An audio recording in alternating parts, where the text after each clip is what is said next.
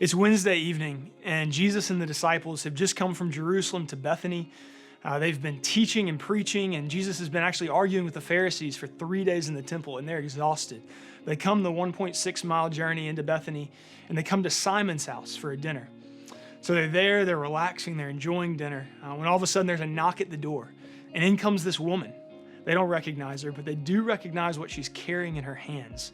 She has an ornate jar made of alabaster, which was an extremely costly stone. It was a couple years of retirement worth in her hands. And as she's walking in the door, the disciples are excited because they know exactly what's happening. She's gonna give this to Jesus. She's gonna donate to the ministry.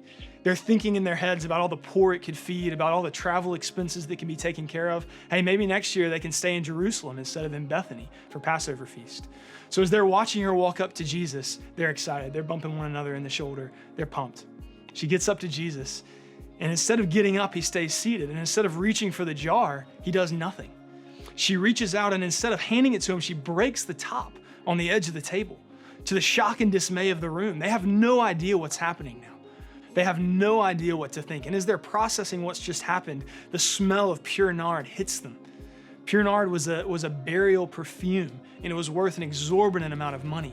And she just wasted it. She just broken the lid. And the next thing she does is she pours it on Jesus' head.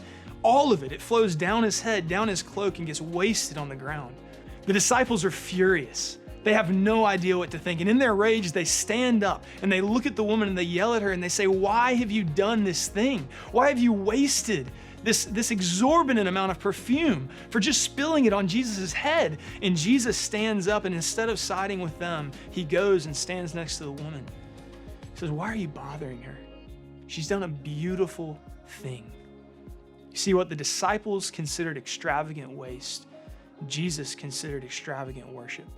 What they called wasteful, he called worshipful. You see, just like the disciples, we have a line in our hearts that says, "I will go this far and no further. I'll give this much money and no more. I'll give this much time and no more. I'll give this much energy and no more." You see, it's a line that says anything above that line is waste. See, the true worshiper knows no waste in their worship. Where's that line in your hearts today? What do you consider waste in worship? But there's also something else going on here. There's a beautiful symbolism.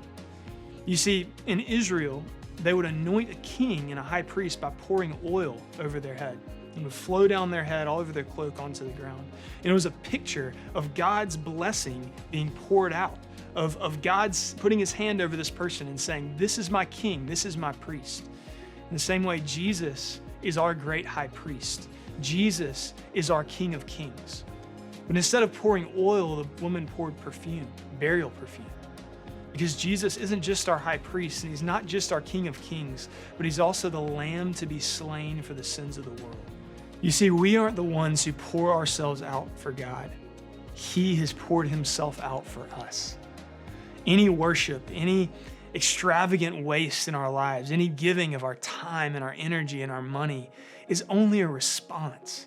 It's only an echo to the extravagant waste of God on a cross, the Lamb slain for the sins of the world. How will you respond to your King of Kings, your great high priest, your Lamb to be slain for your sins today?